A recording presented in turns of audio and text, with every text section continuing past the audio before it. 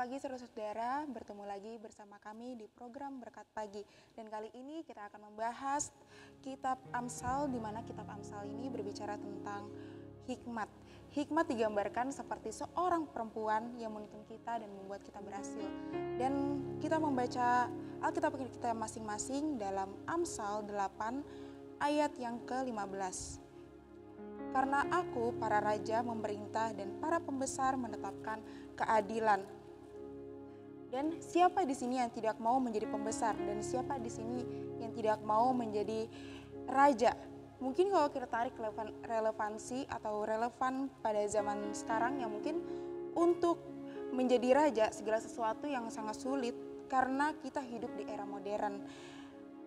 Dan tentu saja pemahaman daripada ayat ini adalah berbicara tentang siapa yang tidak ingin menjadi pemimpin dan siapa yang tidak ingin menjadi orang yang dapat dipercaya untuk memimpin dalam sebuah cangkupan luas dan dengan kekuasaannya. Itulah dia bisa melakukan hal-hal yang baik, dia bisa menjadi orang-orang yang dipimpinnya, dia bisa membuat keputusan-keputusan yang bijak, dan dia segala sesuatunya pasti mendatangkan kebaikan.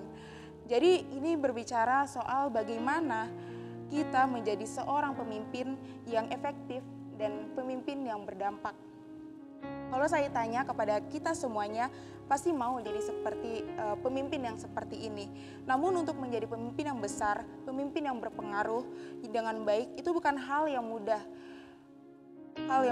Karena pemimpin yang hatinya baik tetapi cara dia memimpin tidak efektif. Malah ada yang sebaliknya, juga ada pemimpin yang memimpinnya bagus tetapi tidak didasari dengan hati yang baik, dengan hati yang tulus. Karena itu kalau ingin menjadi pemimpin yang dilandasi dengan hati yang murni, hati yang tulus, namun juga kita harus menjadi pemimpin yang cakap. Pertanyaannya adalah bagaimana supaya kita menjadi pemimpin yang cakap? Sebab sungguh menjadi pemimpin itu hal yang sangat sulit. Kalau kita saja banyak pemimpin-pemimpin di Indonesia merupakan banyak pemimpin Kristen. Alangkah mudah orang bisa membaca Injil melalui kepemimpinan kita, nama Tuhan semakin dipermuliakan. Namun masih ada begitu banyak, bukan kita yang memimpin, seandainya sekali kita memimpin, pemimpin tentunya sangat efektif. Sekarang pertanyaannya adalah bagaimana supaya kita menjadi pemimpin yang berhasil. Kita baca sekali lagi di ayat yang ke-15, dikatakan bahwa karena aku, para raja, pemerintah, dan para pembesar menetapkan keadilan.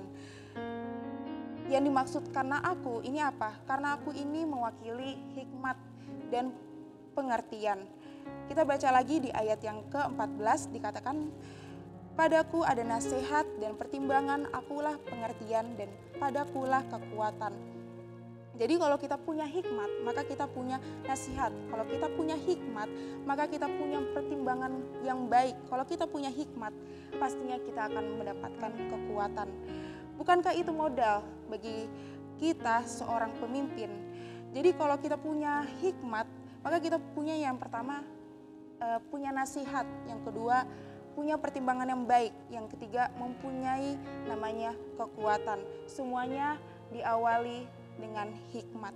Bapak Ibu yang dikasihi oleh Tuhan Yesus Kristus, saya rindu mengajak kita semuanya menjadi pemimpin yang berhikmat. Kalau mau efektif dalam kepemimpinan kita, bukan jadi sembarangan pemimpin, tetapi menjadi pemimpin yang berdampak luas, miliki hikmat dan pengertian, dan condongkan hati kita kepada kebijaksanaan dan pengertian. Kita baca lagi di ayat yang ke-18, dikatakan, kekayaan dan kehormatan ada padaku, juga harta yang tetap dan keadilan. Orang yang dihormati bukan karena jabatannya, jabatan seorang itu. Orang dihormati karena adanya hikmat. Karena dia bisa mengambil keputusan yang tepat, mengambil keputusan yang bijak, dilandasi dengan apa? Dilandasi dengan hati yang baik, dengan hati yang tulus dan benar. Bahkan masih ada bonus selain dengan kehormatan. Apa? Kekayaan. Rupanya kekayaan akan mengikuti orang yang berhikmat. Salomo orang yang berhikmat dan dia orang yang sangat kaya. Dan menariknya adalah Salomo jarang berperang ketika Israel dipimpin oleh Salomo. Itu masa damai bagi Israel. Jarang berperang tetapi bangsa-bangsa takluk kepada Israel. Ingat, tanpa hikmat mustahil itu terjadi. Namun karena Salomo mempunyai hikmat, maka hal sepertinya tidak mungkin menjadi mungkin. Terjadi juga. Tanpa berperang Israel menjadi bangsa yang besar. Terus pertanyaannya, bagaimana caranya? Kita baca di ayat yang ke-17, maka aku mengasihi orang yang mengasihi aku, dan orang yang tekun mencari aku akan mendapatkan aku. Hikmat akan mengasihi orang yang berhikmat. Orang yang mencari hikmat akan mendapatkan hikmat. Apakah kita mengejar hikmat? Seperti hal kita mengejar emas dan harta, emas dan perak, seperti halnya kita mencari hal yang terpendam.